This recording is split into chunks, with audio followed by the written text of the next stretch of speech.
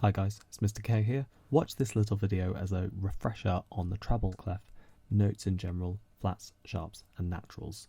All of this information can be found on musictheory.net. I've taken it straight from that website, it's free.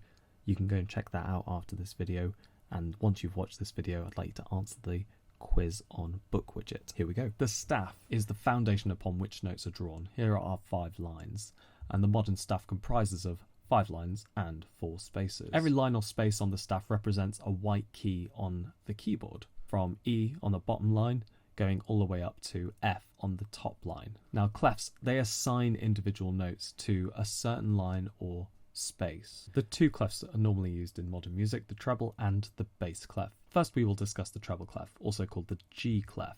Now the staff line which the clef wraps around, shown in red, is known as the note G. So the note on the space above G is A. Remember, there is no H note. Once we get to G in our musical alphabet, it resets to A. On the line above A is B, so we're going alphabetically here.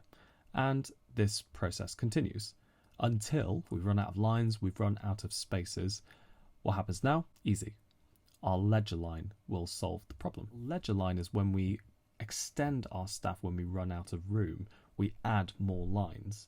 Therefore, we can continue the notes ascending upwards. So with our ledger line draw, we can now place the A, and we can continue onwards from there. The first accidentals that we will discuss are the flat and the sharp. The flat lowers a note by a half step, while the sharp raises a note by a half step. So for example, let's examine the black key in between C and D.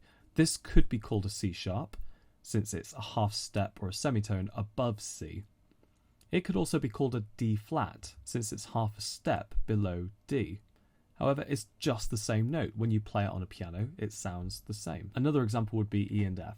E could also be called F flat, since it's a half step below F. Likewise, F could be called E sharp, because it's a half step or a semitone above E.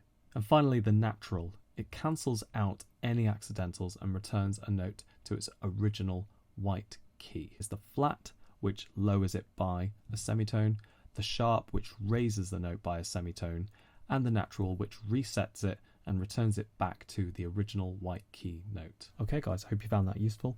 Let's now go to the quiz on book widget and see if you can complete the picture matching to the pitch. Good luck.